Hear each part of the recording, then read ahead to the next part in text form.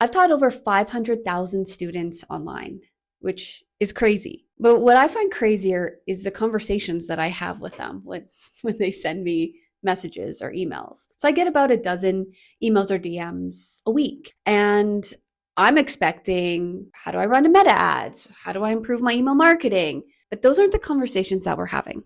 Underneath most conversations, we get to the heart of it, and it's how do I start feeling ready and sure of myself? Surprising how many people out there feel that they aren't good enough, that they need more experience, a better job, more money, and that them existing as they are isn't good enough. And those are the conversations that I'm having with these people. And it sucks because I can see their potential. I can see that they're amazing. I can see that they don't need more experience, that they can just get started, that they should just get started. But it doesn't matter what I say, it doesn't matter what anybody says. If that worked, we'd all be wandering around. Really, I say this all the time. If just telling someone to do something or, oh no, you're good enough, and they believed it, we'd all be wandering around skinny and healthy and happy and rich. But the thing is, this is all just an inside job. And there's some lessons that I've learned that I want to share through having hundreds of these conversations with students over the years.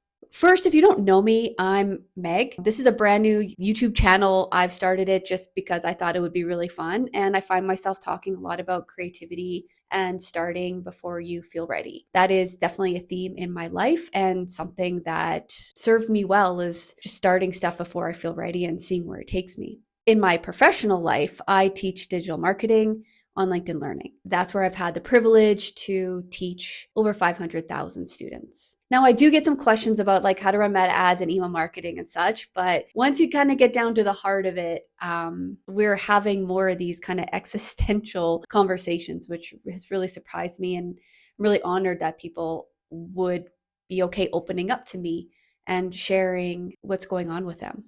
Now, I am wholly unqualified to give any advice in the existential realm. I've had my fair share of existential crises and struggling to find my place in this world and struggling with feeling worthy. But I think I can speak to some of this because I've been there, and maybe you have too. You want to start a new project or launch a new business or maybe switch careers, and you begin your research phase. You start spending hours and hours on YouTube and blogs and articles and tutorials. And all of a sudden you find yourself stuck in analysis paralysis. You don't know where to start, how to start, and you're questioning your sanity for even wanting to start something.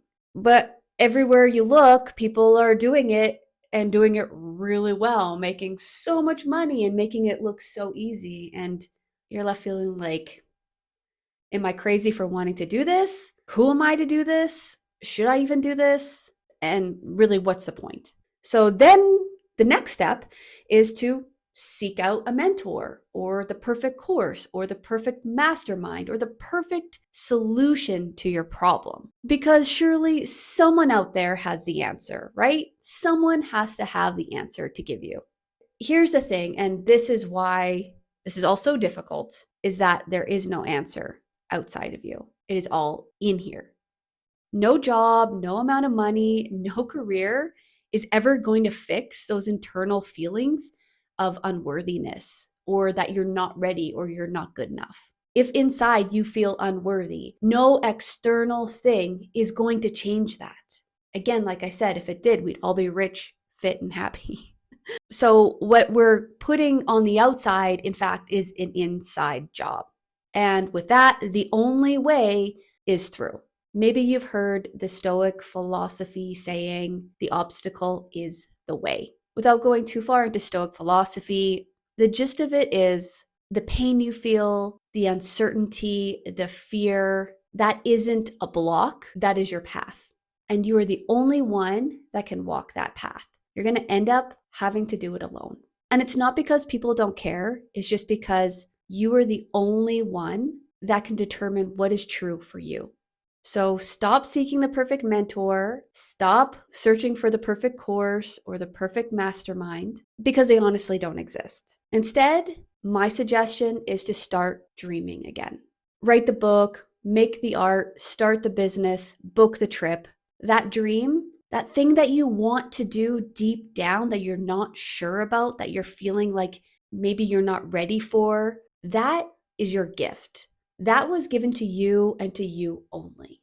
And it's yours alone to discover it. So do it because it's really, really exciting.